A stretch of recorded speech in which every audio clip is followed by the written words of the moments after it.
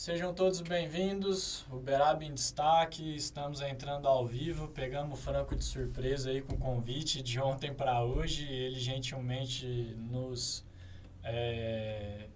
recebeu e aceitou, né, o convite, largou a campanha de rua e veio para ter uma conversa com a gente. Franco, seja muito bem-vindo à casa, esperamos falar muito aí sobre eleições de Uberaba no segundo turno. Bom, eu que agradeço, você é um amigo, falei aqui em off, né? Vejo a sua luta, o seu protagonismo para trazer informação, para trazer verdade naquilo que acontece na nossa cidade. E eu vou estar sempre disposto. Dei um time ali com o Tony que a gente estava rodando lá na região do Tutunas, do Jardim Uberaba, mas falei para você que viria com maior honra e estou aqui para a gente poder bater esse papo. Então vamos lá, Franco. Para começar, ontem, né, foi divulgado aí nas redes sociais que a LOA chegou, né, na Câmara Municipal de Uberaba. São previstos aí 2 bilhões e 600 milhões de orçamento para Uberaba no ano que vem, sendo que desses, basicamente 60% para educação, saúde, que nós sabemos que são quantias fixas, pelo menos no mínimo, que tem que ser investido, e destes também quase 500 milhões serão destinados para a Codal. E aí, quando a gente vai analisar ali um pouquinho do contexto, tem algumas áreas que tem um orçamento mais baixo. Você e o Tony, caso sejam eleitos, o que vocês pensam sobre esse orçamento? Quais são as áreas prioritárias para investimento?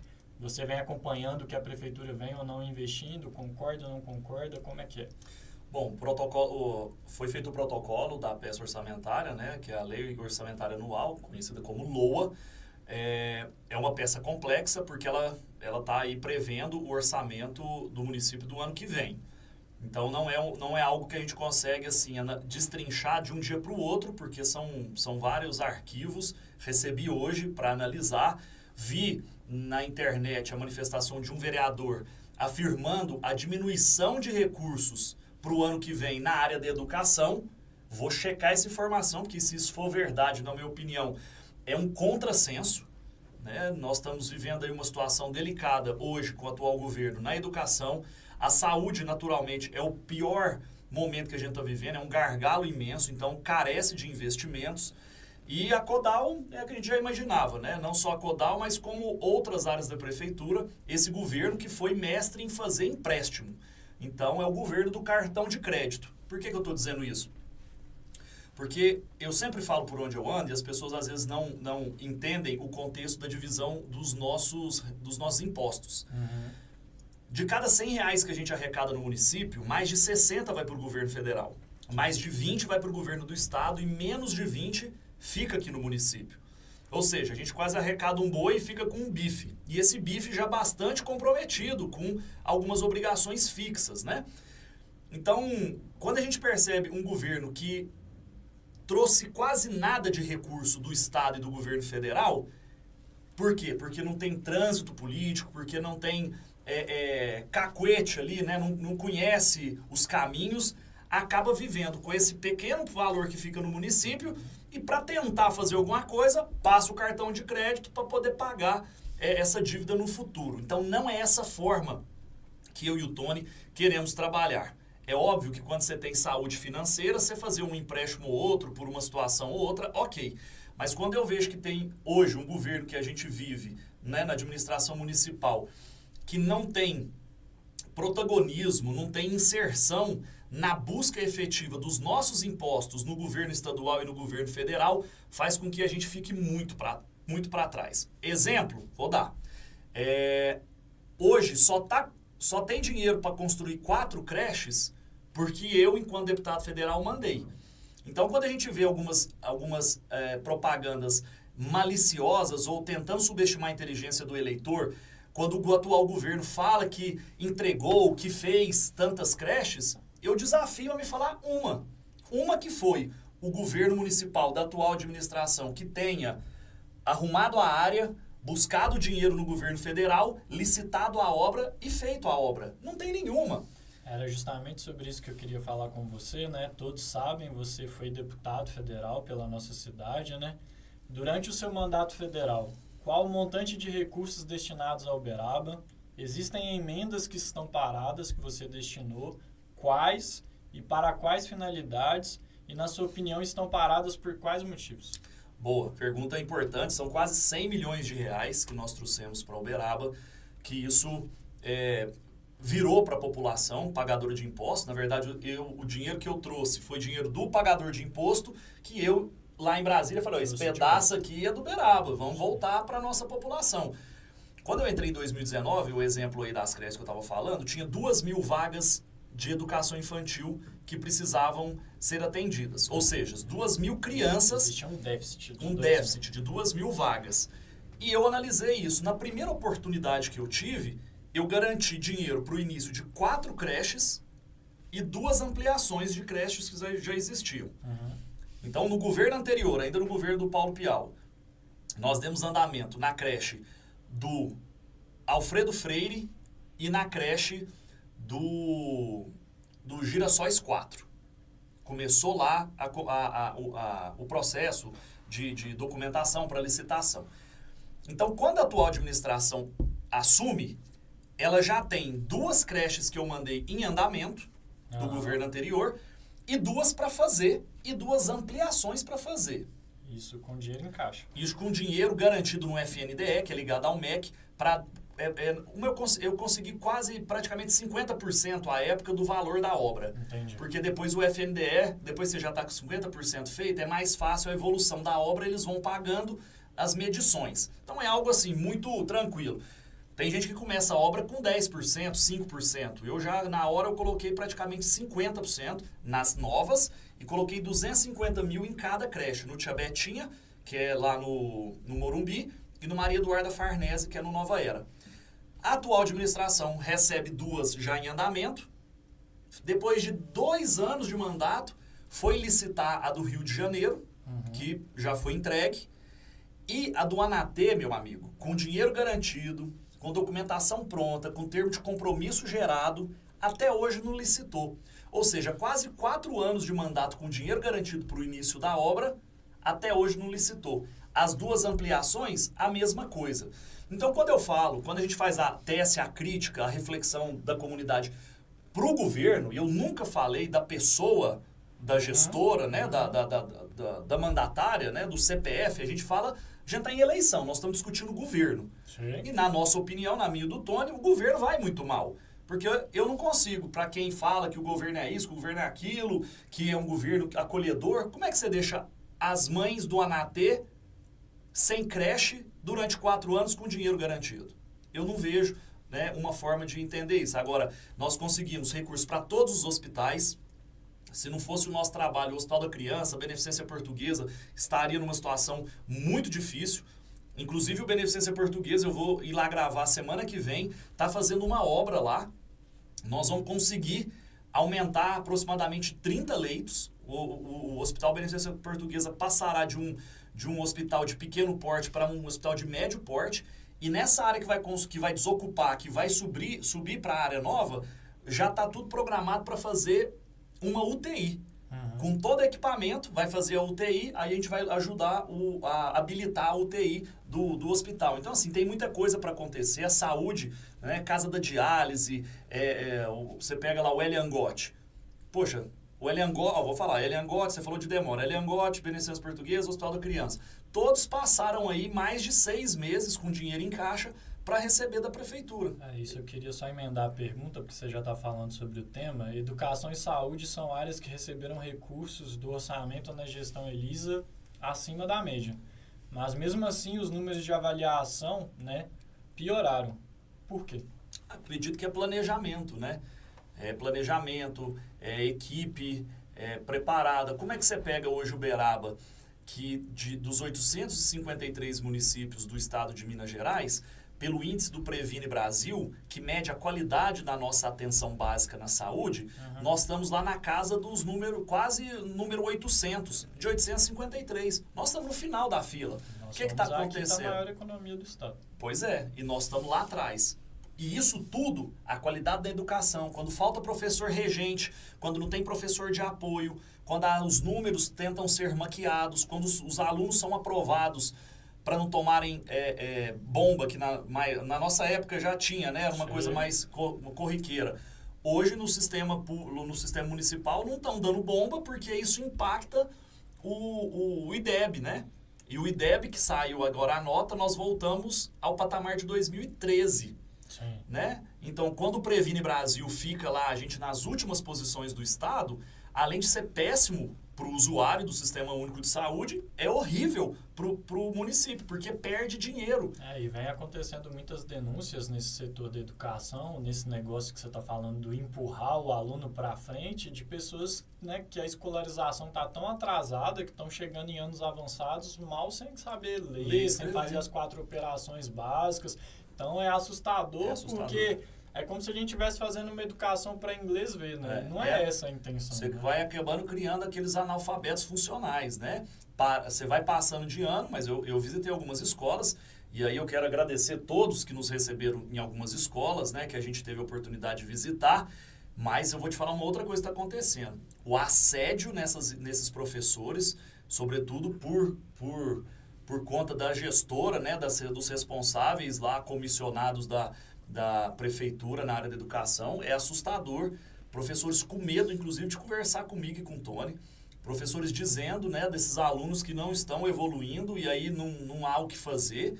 E o município não está fazendo nada. Poxa, se você detecta 2, 3, 4 alunos que estão com maior dificuldade, você tem que criar uma alternativa no contraturno, ou alguma forma de poder pegar essa turma e trabalhar eles, para que eles acompanhem os demais alunos e não simplesmente, né, empurrar eles morra abaixo, não, vai lá e forma e segue dama, passa para outra série e vai seguindo. Então eu acho que não é assim. Eu tive no sindicato dos servidores municipais com o Tony, nos sindicatos da prefeitura, e eu fiquei assustado com a informação que eles me deram, que tem mais de 2.500 servidores afastados. Mais da metade é da educação. Tem alguma coisa errada.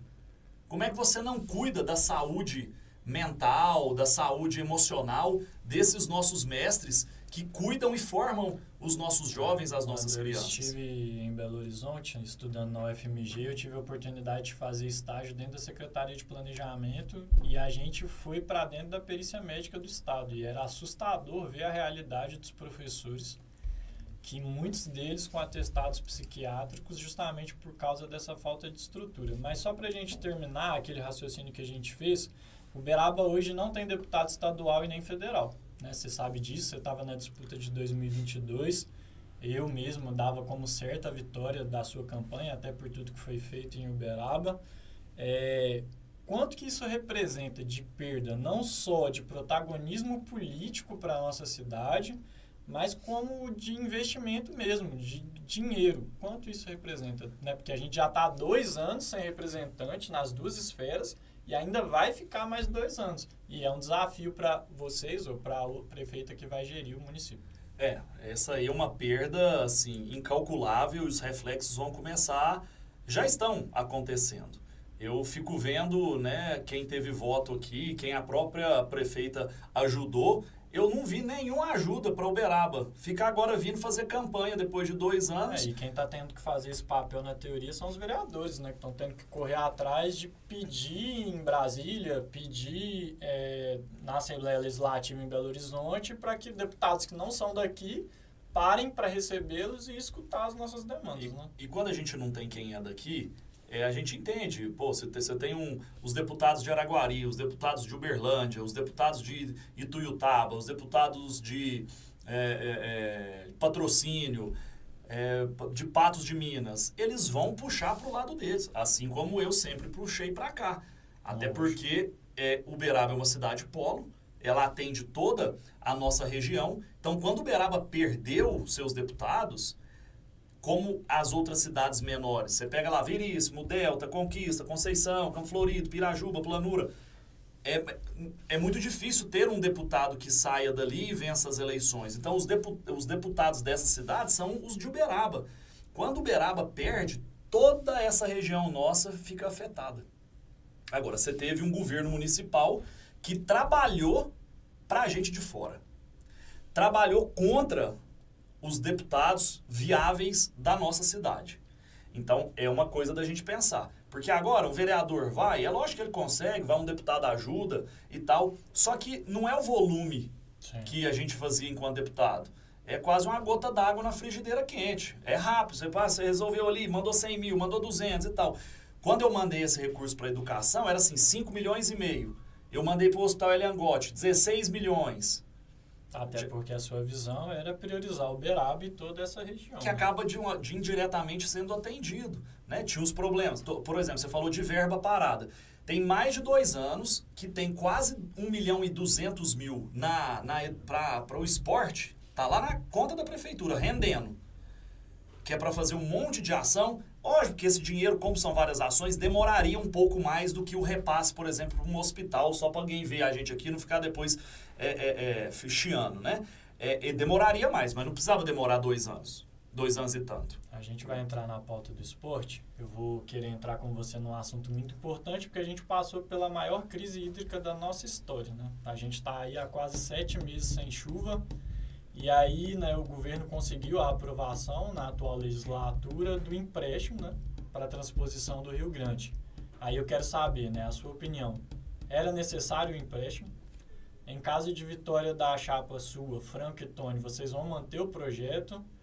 E explica para mim também, porque ontem rodou na televisão um comercial de vocês falando sobre 68 milhões que estariam no caixa da prefeitura para usar nessa questão da água. Fala pra gente sobre isso. Bom, o projeto de buscar água da transposição, né, do Rio Grande para chegar para cá é um projeto a médio e longo prazo. Não é um projeto para menos de 5 anos. É 5 anos para frente e olhe lá, se não tiver nenhum problema no meio do caminho. Né? É sim uma fonte de água alternativa para a nossa cidade. É sim, e está tudo bem se o projeto foi feito, a concepção está ok, a gente chegar lá, ver que está transparente, está tudo de forma lisa, né? Mas a minha preocupação, só para não te cortar, é porque é um empréstimo que foi pego em dólar. É um empréstimo indexado no valor. Em dólar. Aí a gente tem que entrar lá também, porque fica muito difícil também você pegar a informação contábil da prefeitura sem você estar lá dentro. Vamos ver como é que esse impacto vai estar. E a gente chega lá, nós vamos abrir isso, vamos mostrar para a população o valor que era, quanto pegou, quanto é que está o dólar agora, quanto que virou. Nós vamos tratar isso com transparência. Se tiver tudo ok, não tem por que não. Vamos buscar para médio e longo prazo. Agora, o que não é aceitável nem por mim, nem pelo Tony, e é nesse caso que você disse da propaganda, é que desde lá de trás, há muitos anos atrás, foi buscado um recurso chamado fundo perdido. Fundo perdido é um dinheiro que vem para o município e você não tem que pagar ele. Você não é um empréstimo, é um dinheiro que vem para você executar uma obra de um objeto específico e tá tudo bem. Se você fizer aquilo, tá ok. Se você não fizer, você tem que devolver o dinheiro. Esse é um dinheiro que, inclusive, o outro candidato, Anderson Adalto, citou, né? Citou. Na época do Piau, começou a obra, que é a da barragem da Prainha. Essa barragem, ela tem condição de estocar um volume de água, se tivesse pronta.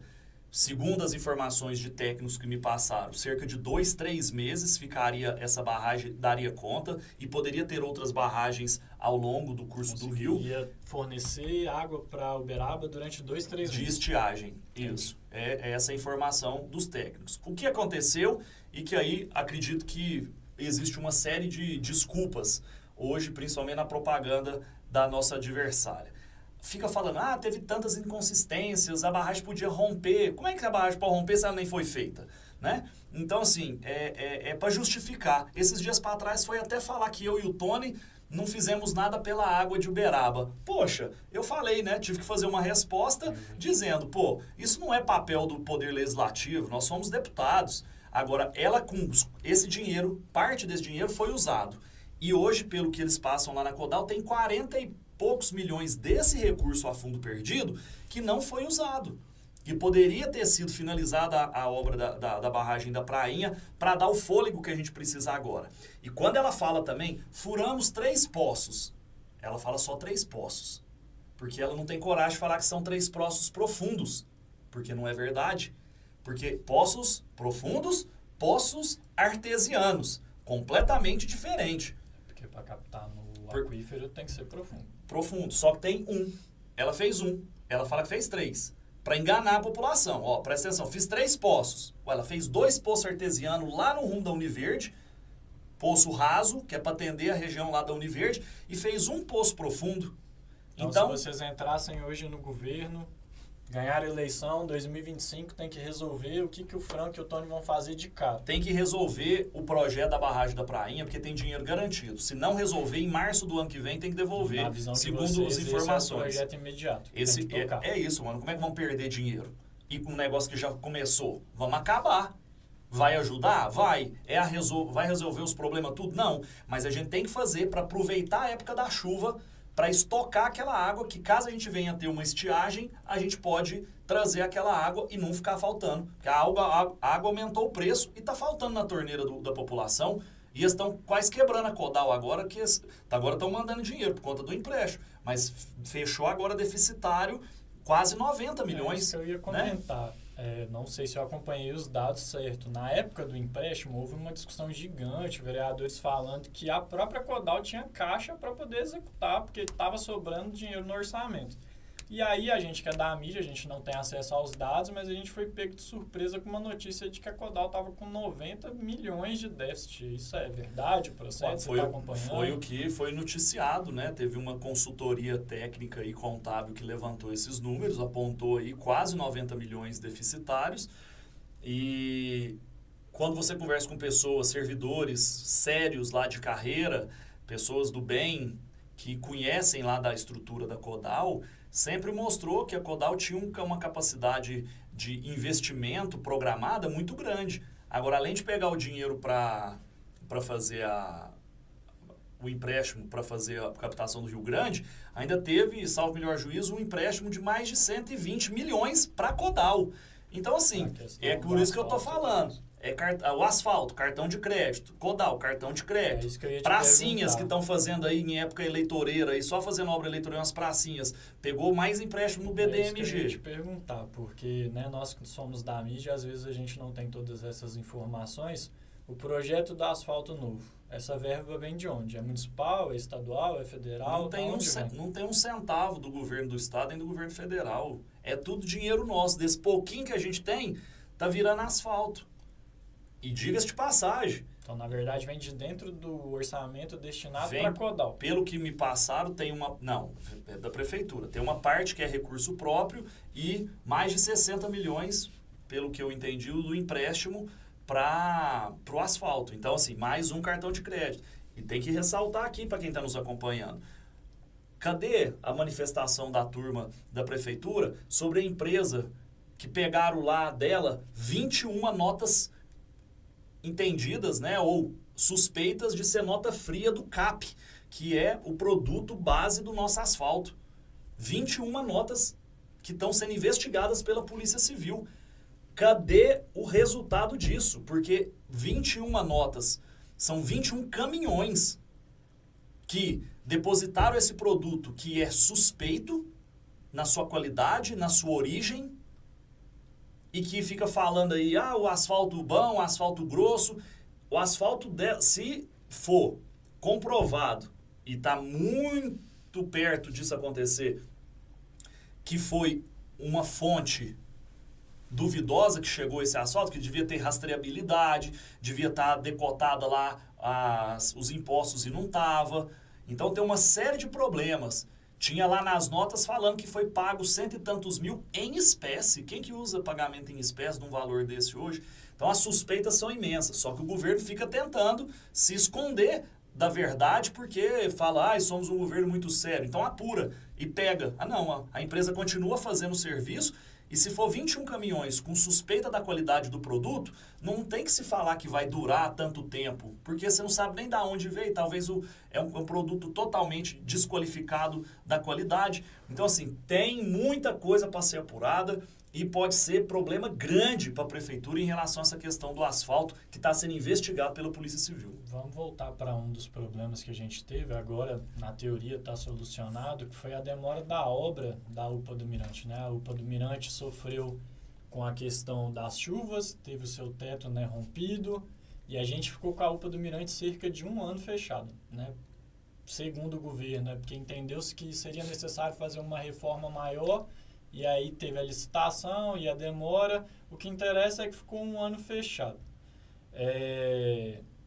Hoje, né, além de a UPA estar funcionando, né, a população ter aí algumas reclamações pontuais, Uberaba é uma cidade grande já a ponto de requerer uma nova UPA? Como é que é esse processo? O processo é de acordo com a população, né?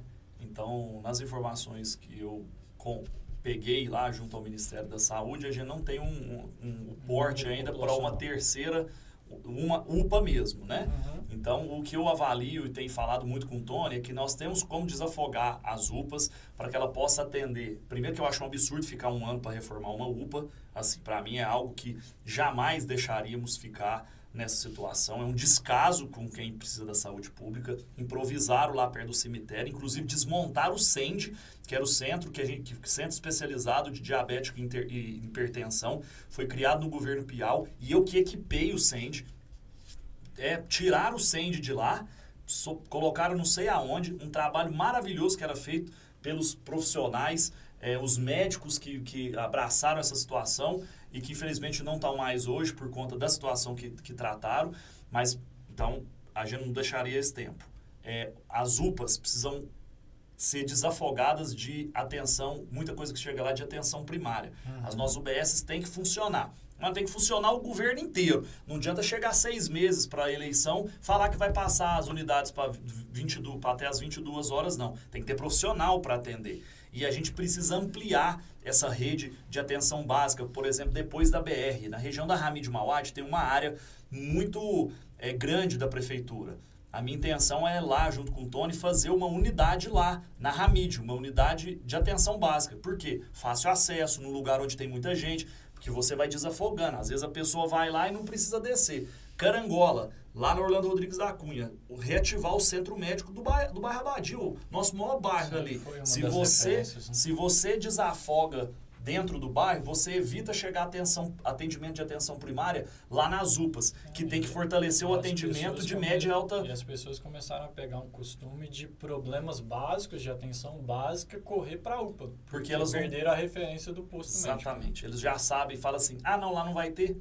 Então nós temos que resgatar essa confiança da atenção básica. É um exercício? É um processo? Mas ele precisa começar. Então, a gente precisa criar essa rede de atenção básica para que ela funcione dentro dos bairros, para que as UPAs entreguem o atendimento de qualidade e no tempo razoável, e não ficar lá com aquela demora que hoje tem. No seu mandato, né, você esteve muito próximo aí como deputado federal das instituições do terceiro setor. Muitas enfrentam problemas financeiros hoje. Esses problemas são problema de gestão ou falta de orçamento? Não, esse problema é de falta de empatia da atual administração.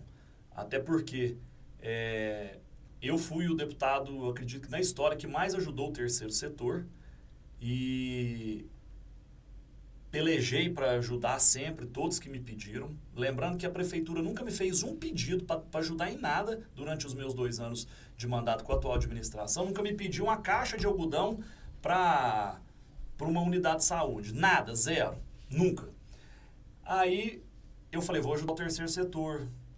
Precisava, vi todos que estavam com a condição lá de serem contemplados. Praticamente todos na minha época foram atendidos, né, de acordo com o seu porte. A gente direcionava lá os valores, também fruto do imposto da população, devolvendo aí para o terceiro setor. Eu tenho um carinho muito grande pelo terceiro setor, porque ele faz, muitas das vezes, o dever que a prefeitura deveria fazer. E, infelizmente, alguns são tratados de forma política.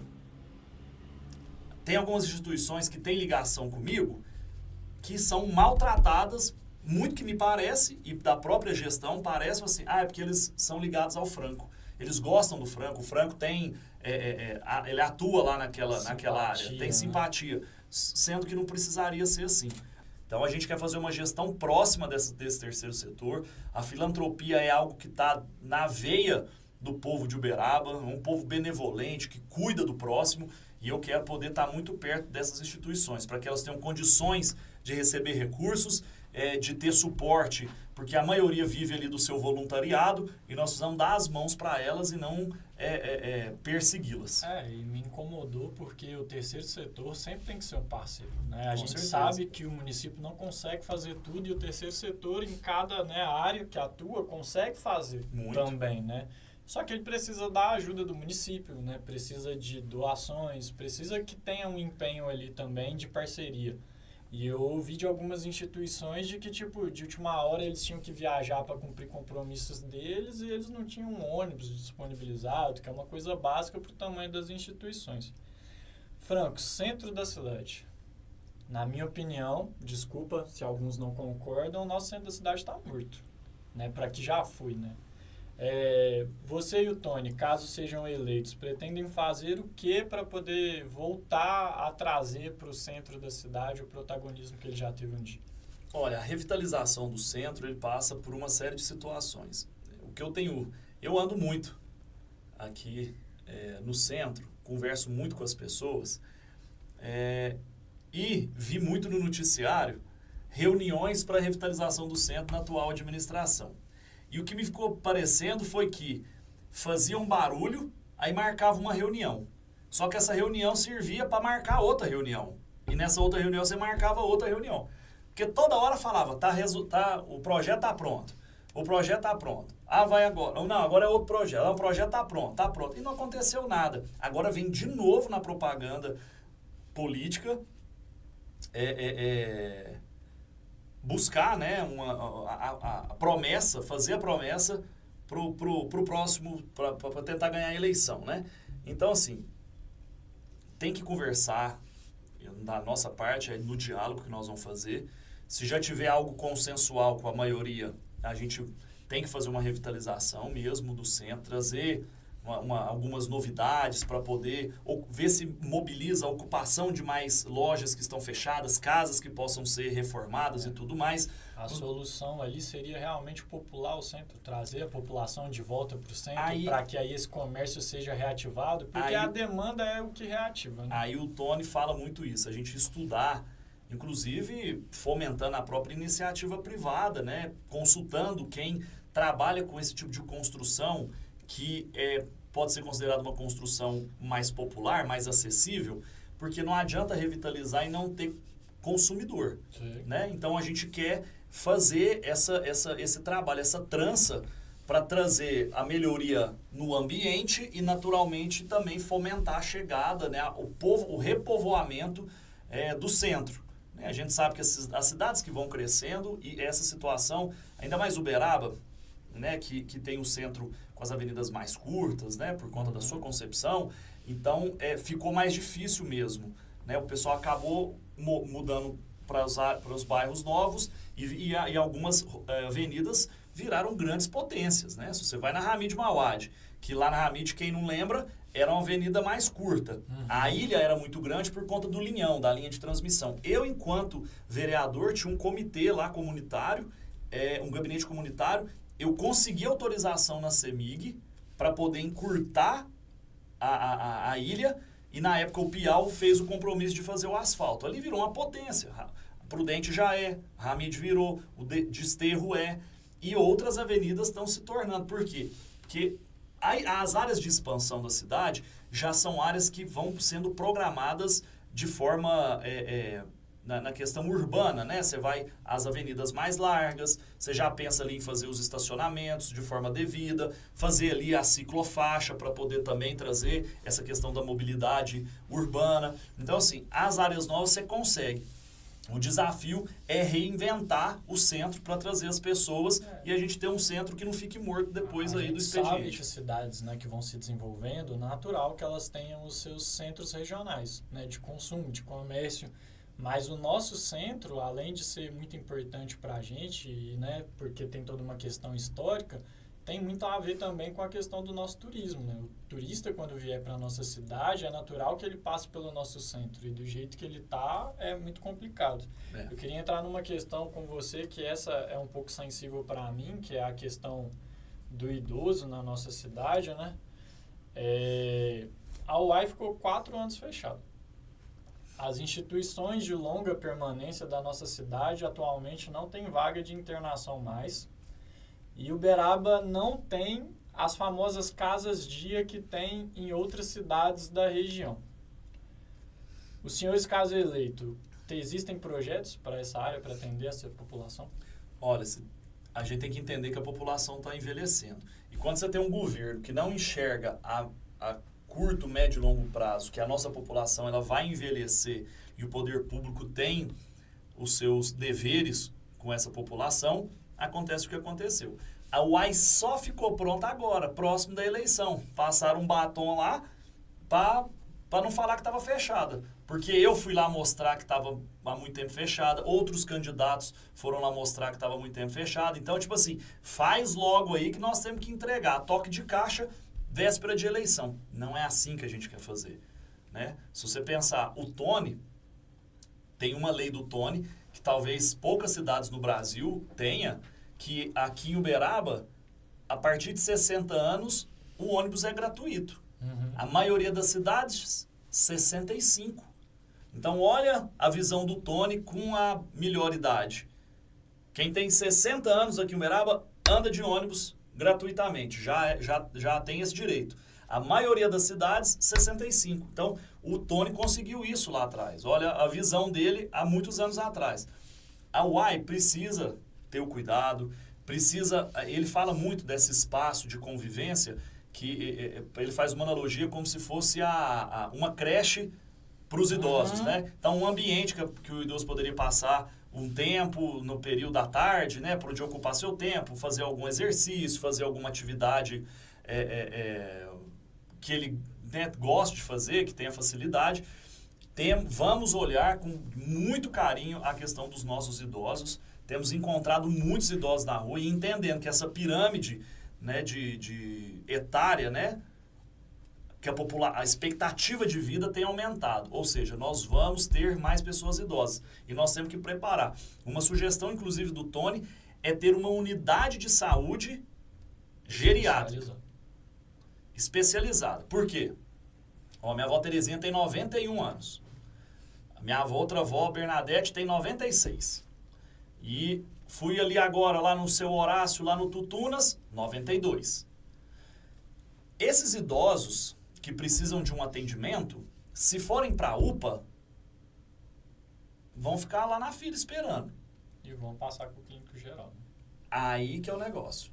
Nós tendo, igual, a gente poder ter, igual tem o atendimento pediátrico, por conta dessa questão da pirâmide e da expectativa de vida, o Tony tem falado da gente criar uma unidade de saúde para melhor idade. Ou seja, teve algum problema. Às vezes tem um neto que mora com uma avó, às vezes tem um filho que mora com a mãe ou com o pai idoso. Ao invés de enfrentar aquele batalhão numa UPA, por exemplo, ter uma unidade que acolha esse idoso com especialistas de forma mais rápida e dê mais tranquilidade para a família. Então, esse é um desafio nosso também, uma vontade que isso aconteça. Vamos tentar correr, porque eu sei que você está com o tempo apertado e já aceitou, né, humildemente o nosso convite. Trevo da entrada da cidade. Né, vocês estiveram ali gravando, né, a gente sabe que essa é uma preocupação da população e no horário de pico aquilo ali é um caos. O que vocês, caso eleitos, farão para resolver aquele problema ali que faz parte do dia a dia da população uberabense e de quem transita ali naquele trecho? Ali tem que ter coragem de enfrentar o problema. E ali, desculpa te cortar, ali quem tem que resolver é o município? O município Lógico. dá conta de resolver aquilo ali? Ele tem que acionar todos os órgãos competentes para poder dar uma solução. Aquilo ali não é mais, não tem cabimento, não se sustenta mais. A sorte é que ali ainda não aconteceu algo muito grave, porque como é que você sai debaixo do viaduto, você passa para lá, caminhão vindo, não tem jeito. Agora, quando você desce um pouquinho, onde liberou lá a pista, perto lá do Cascata, em vez daquele desvio, liberou a pista em cima. Por que não conseguiram liberar a passagem inferior até agora? Vontade política. Você tem que, se você quiser fazer uma coisa, você pega, põe debaixo do braço e diz, eu vou resolver. E é o que eu e o Tony temos o perfil.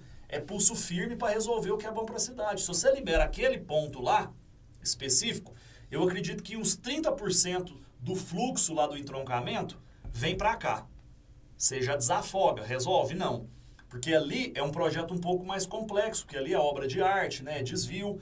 O Tony tem uma visão de fazer uma outra passagem, é possível, mas, óbvio, ali tem concessão, ali tem que conversar com a concessionária, mas você tem que colocar o que é prioridade. Quando você não dá prioridade numa coisa, ela vai indo, enrolando, deu pra você ver, acabou o mandato. Ali é um problema municipal, mas que envolve outros entes, Isso. mas acima de tudo o município é que tem que correr atrás para resolver. É lógico. Ele é que tem que provocar. É lógico, ele está atingindo.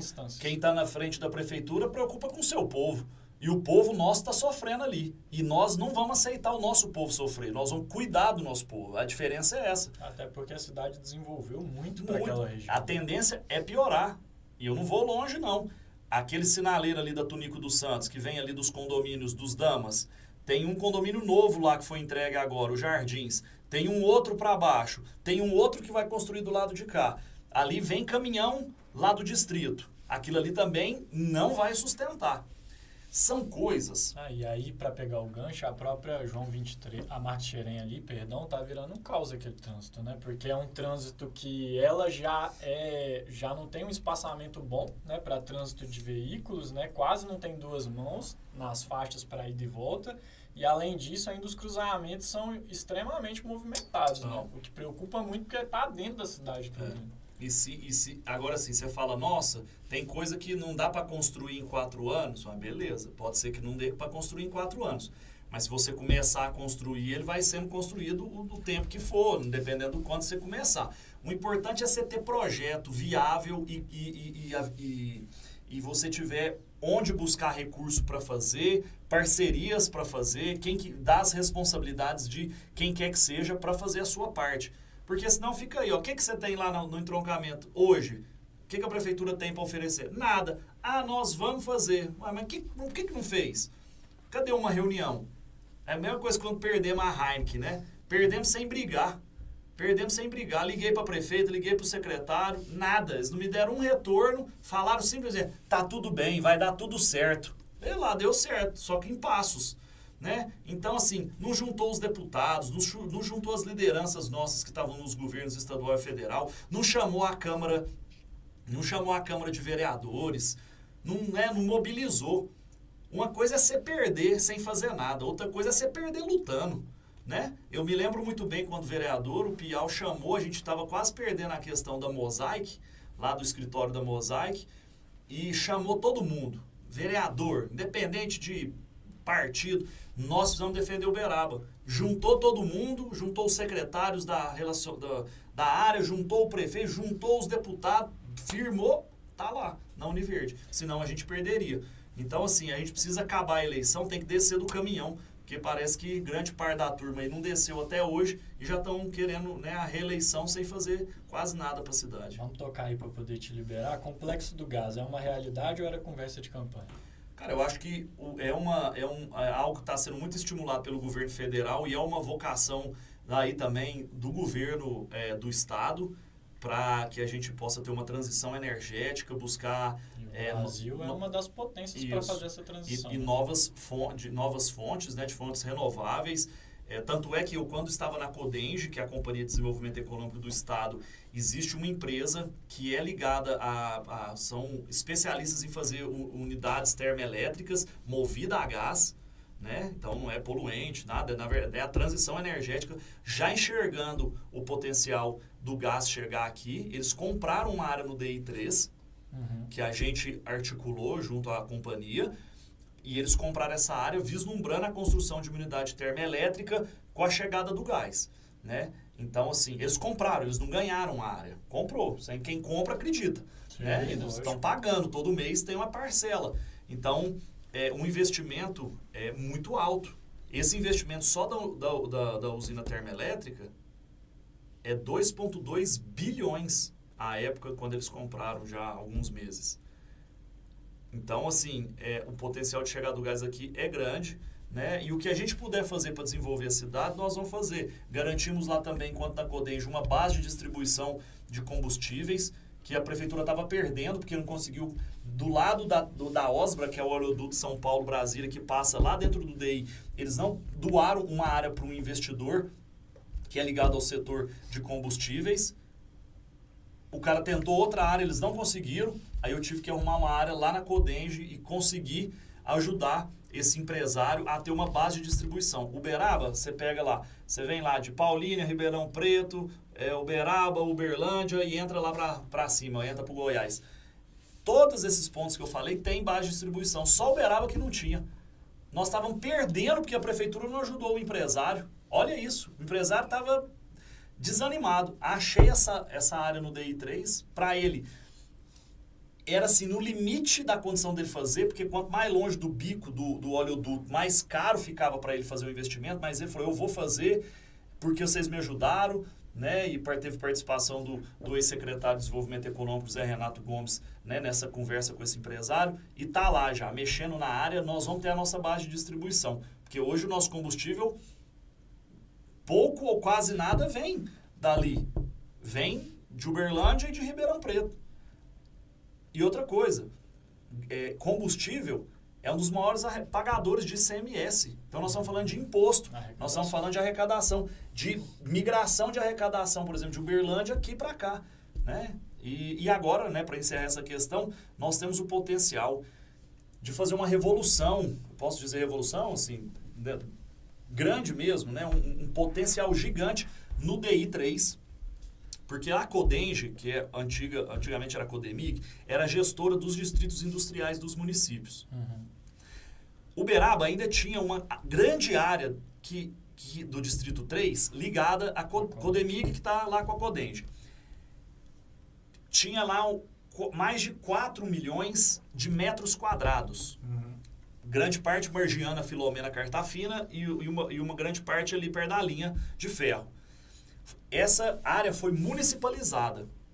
Então, você imagina, nós temos um potencial de mais de 4 milhões ou 5 milhões, aproximadamente, de metros quadrados disponíveis para fazer ali um master plan, para entender como é que você pode fracionar essa área de uma maneira mais positiva possível e só falar assim, ó, empresários, a área está aqui, vamos investir, vamos vir aqui para Uberaba. Uberaba é o polo aqui no DI3, vamos fazer esse trabalho e vamos voar. Então, assim, é uma chance muito grande. É saber fazer, né? E a gente, com o trânsito no Estado, no governo federal, que é os empresários, a gente tem uma chance gigante de poder fazer isso o mais rápido possível. Franco, Geoparque, sua opinião, é um dos principais eixos hoje em Uberaba para colocar a gente no mapa do turismo e do desenvolvimento? Acredito.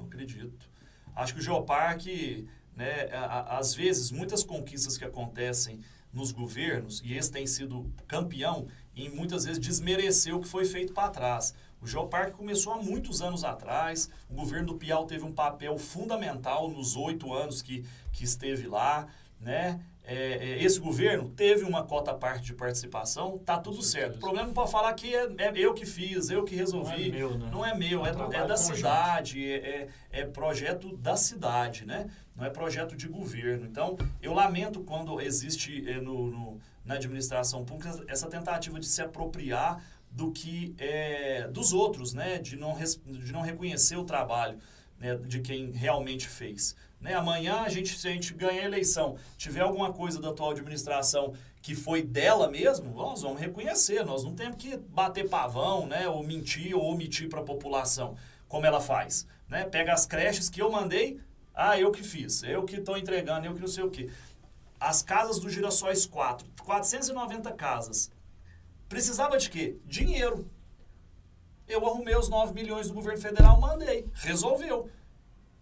Foi por conta dela? Não, ela fez só o trâmite dentro da Coagra, que era o que tinha que fazer, normal. Pelo menos documento tem que arrumar. Agora, o dinheiro que precisa é o que não foi. Né? As creches, precisava do dinheiro. Eu que arrumei, não tem um centavo da prefeitura. Não, e sem deputados atualmente, esse trânsito fica super complicado. E que é pior, eu trabalhei em mais de 100 cidades enquanto deputado federal.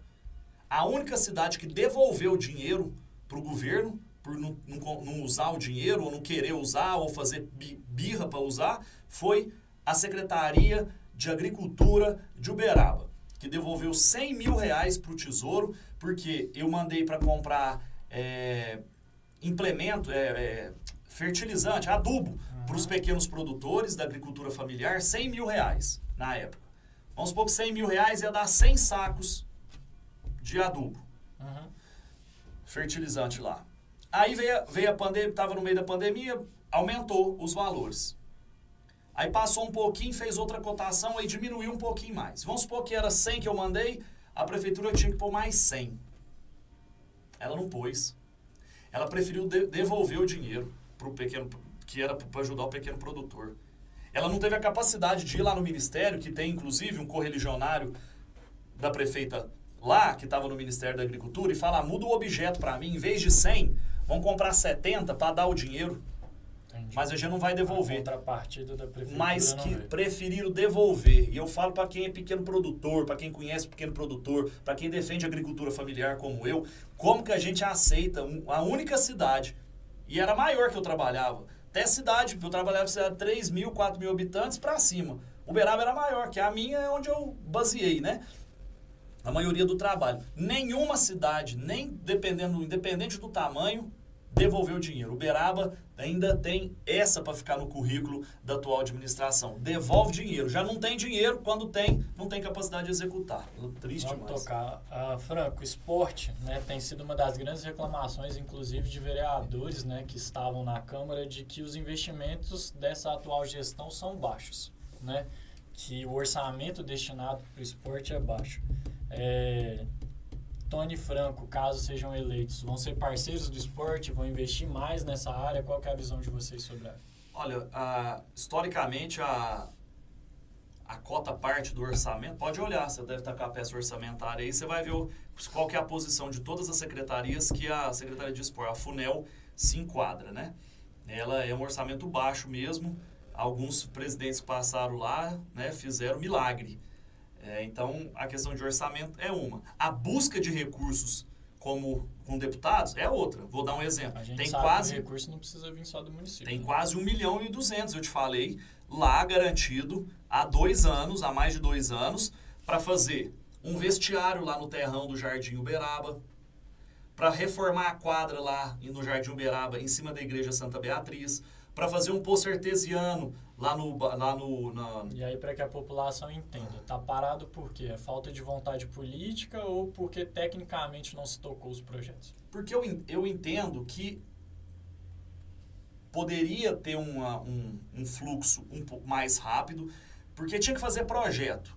Então, assim, quando é só repasse fundo a fundo, o que eu digo? Quando é saúde, chega no fundo municipal, tem que passar para o fundo, vem do fundo nacional para o fundo municipal, passa para o Hospital Eliangote. É só passar. Plano de trabalho, dinheiro para cá. E só para fazer isso, eles já demoram, quando é o trem mais simples do mundo, eles demoram 4, 5, 6, 7, 8 meses. Imagina quando tem que fazer projeto. Então, assim, para furar um poço artesiano lá no Pacaembu e um poço artesiano lá na Estrela da Vitória, tem 2 anos.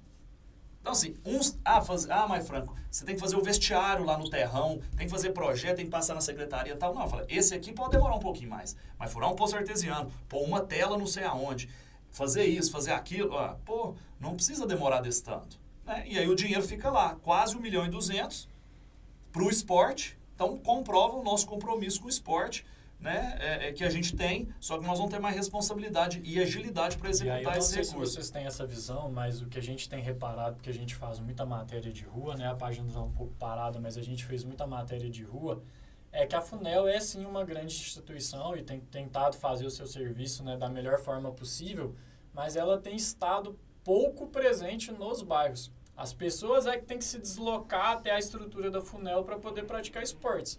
E a FUNEL não está presente nessas quadras, nesses campos, em toda essa estrutura que a gente tem nos bairros. Não seria viável e interessante levar para a população esse serviço? Eu acredito que sim. Eu falo até que outra situação que o governo às vezes se apropria, né, e alguém da turma fica falando nos bairros. Teve 4 creches que nós estamos construindo quadras poliesportivas, né? Isabel do Nascimento, Maracanã, Primavera e lá no Gameleiras. São quadras muito boas, pouco mais de 500 metros quadrados, com toda a estrutura. Eu entendo que esses espaços podem, através da FUNEL, ou através de um mecanismo em parceria com a educação, fazer atividades finais de semana, poder ocupar mais esse espaço para a comunidade, que muitas vezes não tem essa condição, né? Ou não tem um local para divertir, ou não tem uma atividade, e acaba indo para caminhos, talvez não caminhos legais, né? Então, assim, nós temos que preocupar com isso. Eu fui o Seméias, nossa, passei no Seméias, achei muito sujo, achei muito desleixado, é ligado à educação também, o Seméias, né? Então, assim, eu acho que nós temos um potencial muito grande. E temos que pensar para o lado também da cidade, onde está crescendo, e não tem, pô. Eu fui lá agora, estava andando lá no bairro, no Girassóis 3, essa semana. Achei bacana, porque eu vi os meninos jogando golzinho na rua, né? Uhum. Aquilo ali, eu jogava bet. Na minha época era bet. Eu vi os meninos fazendo os golzinhos lá, tinha um golzinho até, não era de chinelo não, era golzinho mesmo, de lá de cá, e eles brincando. Aí eu cheguei lá, ainda fui brincar com eles um pouquinho, né? No futebol nunca foi meu forte. Mas eu fui brincar e falei, o que vocês querem aqui? O que é bom aqui, professor? Não, tio, nós queríamos uma quadra, queria um campo. Então, assim, olha isso. Um bairro que tem espaço, tem área pública, né? Quando eu fui lá no Anatê, as crianças tudo na rua. Franco, pelo amor de Deus, cadê a creche? Eu falei, tá o dinheiro garantido que eu mandei, mas a prefeita não fez. Então, o que está acontecendo? Franco, eu não tenho dinheiro. Eu tô tendo que gastar o pouco que eu tenho para deslocar meus 2 filhos para ir para a escola, para a creche, que é fora aqui do bairro. Tem outras mães que não vão trabalhar porque as crianças estão lá ficando em casa porque não tem a creche. Então, assim, política tem que fazer com quem tem sensibilidade, né? Com quem tem que fazer com a população, conversando e ouvindo. E é assim que a gente quer fazer. Eu estou muito confiante que a população tem enxergado a capacidade do Tony e a minha de somar forças pela cidade. E é assim que a gente vai seguir, firme na luta e... Uma das outras polêmicas que a gente teve na cidade foi com a questão da taxa de esgoto ser cobrada diretamente na conta de água. Vai ser mantida? Esgoto ou lixo? Perdão, de lixo, perdão. Na verdade, o esgoto aumentou também, né? Certo. Hoje você paga 95% do esgoto do valor da água. Então, se você gasta R$100 de água, automaticamente você já paga ali 95 de esgoto. O que aconteceu foi que a prefeitura também, né, com a anuência da prefeita, autorizou a concessão, né, feita pelo consórcio, que na verdade parece que é o consórcio de uma cidade só, né, porque é só Uberaba que aderiu a essa situação, em que você paga a quantidade de lixo de acordo com o tanto que você consome de água. Uai, Franco, como assim? Vou explicar. Você mora na sua casa. Antigamente você pagava a taxa de recolhimento taxa de recolhimento de resíduos sólidos urbanos. Você pagava uma vez por ano no IPTU. Hoje, com o que a prefeita fez a gente aderir, você vai pagar todo mês a taxa de lixo na conta de água, de acordo com o tanto de água que você consome. Fala, uai, Franco, mas eu tomo banho uma vez por dia. Aí no mês que tiver calor, eu vou tomar 3 banhos e não vou chupar nenhuma bala para jogar o papel fora. Eu vou pagar mais lixo? Vai. Se você aguou o jardim, paga mais lixo. Encheu uma piscina, paga mais lixo. Tomou mais banho, paga mais lixo. Deu mais descarga, paga mais lixo. E você não está gerando um papel de bala para lixo, né? Então, indexaram isso, né? Veio como uma notícia aí, né? Foi lá, assinou, disputou, pum! Ó, gente, amanhã é assim. E aí, a gente tá vendo aí agora, faltando água mais cara, faltando água e a Codal com 90 milhões no vermelho. Muito estranho, muito ruim. Não precisava ser assim, não. Uma coisa que me incomoda, desculpa te cortar, cidades maiores você teve a oportunidade de frequentar, justamente por causa do seu mandato e tudo mais, intervenções culturais, artísticas, elas são efervescentes. Eu morei 12 anos em Belo Horizonte. Belo Horizonte é uma cidade que respira cultura o dia inteiro, em vários locais, praças públicas. E em Uberaba a gente não vê. E aí a gente tem o Frateste aqui, por exemplo, que poderia ser um grande parceiro, né, que forma músicos e de qualidade, que a gente não vê isso na cidade acontecer. Eu não vou muito longe, não. Tem 4 anos que o Vera Cruz está fechado, meu amigo. O nosso teatro municipal está jogado às traças. Não houve uma tentativa que tivesse envergadura para reativar o nosso teatro municipal. A gente tem aqui, a gente às vezes fala essa questão da cultura, eu acompanho muito, tem a turma da dança, tem as apresentações, nós temos aqui dançarinos de potencial internacional, vou dar um exemplo, né? Então você tem essas clubes, essas escolas de dança que fazem as suas apresentações, que traz aqui a sua, né, os seus alunos para apresentarem. Não tem um teatro municipal, a gente acaba ficando refém de um teatro que só tem aqui em Uberaba, né? Você tem um empresário aqui que é muito ligado à cultura, que traz vários shows, que traz aí várias apresentações também, é só ali que tem. Não, e outra coisa então, também, os espaços, o Teatro Experimental de Uberaba, como é que ele tá? Poderia ter, vamos colocar que é um mini teatro. Sim. Então, assim, às vezes numa apresentação menor, ali é o local para fazer essas intervenções. Tanto é que eu tenho dinheiro na cultura parado. Eu mandei 100 mil reais, compramos todos os equipamentos para o Circo do Povo. Já estão entregues. Eu mandei 200 mil reais, nós estamos comprando todos os instrumentos para a nossa orquestra jovem. Nós vamos reativar a orquestra jovem, os instrumentos estão chegando. E 160 mil reais, isso tudo na conta da prefeitura, viu? Para fazer um estúdio musical dentro do teu Teatro Experimental de Uberaba. Um estúdio que vai pegar um músico que é de Uberaba e vai ter um estúdio municipal. Ele vai poder ter a oportunidade de usar o estúdio para gravar, para fazer alguma coisa, gravação, que seja instrumento, voz ou qualquer coisa que o valha. 160 mil dinheiro está garantido. Então, assim, eu estou mostrando que a gente tem que fomentar essa área cultural e trazer profissionais que estejam dentro do segmento cultural realmente imbuídos de fazer cultura, né? E não só lá por indicação política.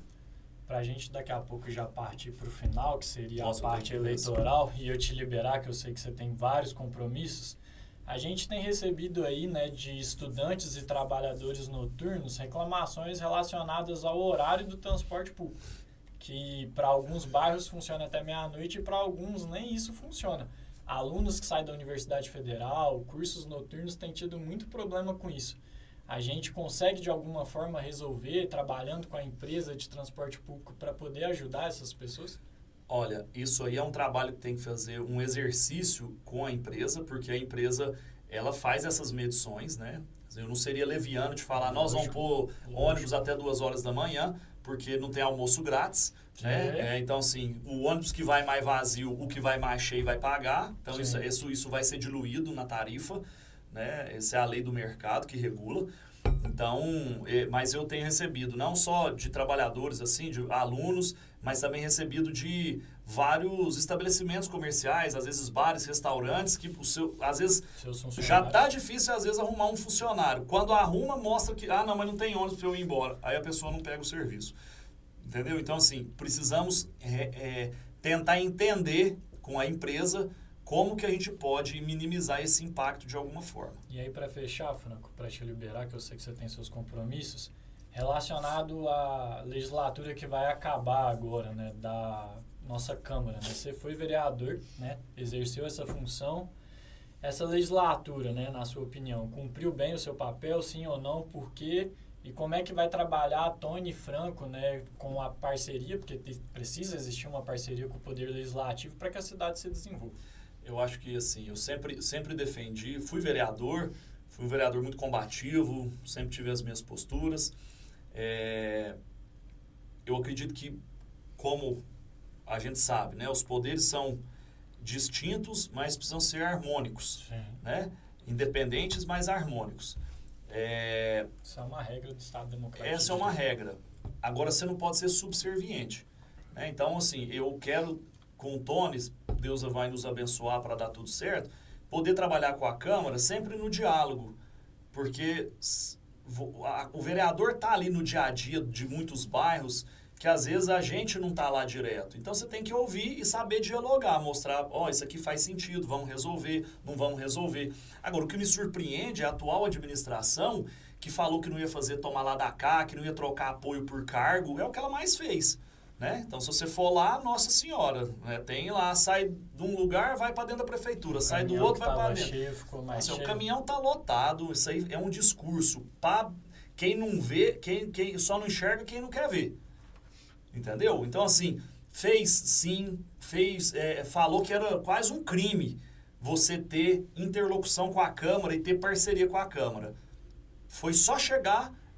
A primeiro efeito foi o seguinte, não, eu vou mandar aqui na prefeitura, eu não preciso da Câmara, não. Aí os vereadores juntou a primeira coisa, pôs o pé no pescoço, reprovou o PPA, o Plano Plurianual. Nunca vi isso acontecer na vida. Aí ela fez assim, uai, o que está acontecendo? Aí veio mais uma situação, reprovaram, mas não sei o quê. Aí pronto. Aí o que ela falou que não ia fazer, começou a fazer. Vem cá, toma um cargo, vem cá, quem pra cá, vem cá ser secretário, vem cá, toca por apoio, vem cá, vota isso aqui que eu te dou isso aqui, vota que eu arrumo ali a calçada, vota que eu podo a árvore, vota que eu arrumo, eu faço o asfalto na rua que você me pediu, e aí por diante. Aí, a gente quer fazer isso de forma harmônica, sem ser de forma de troca, é uma forma de...